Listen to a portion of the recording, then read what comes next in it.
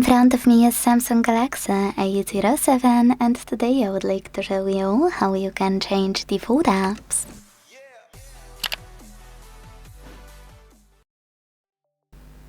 First of all, go into Settings and scroll to click on Apps section available here.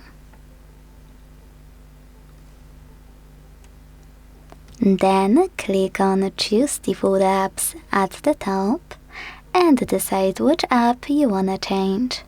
I want to switch my browser, so I have to click here on Browser app, tap on Firefox to apply it, and click on the back button.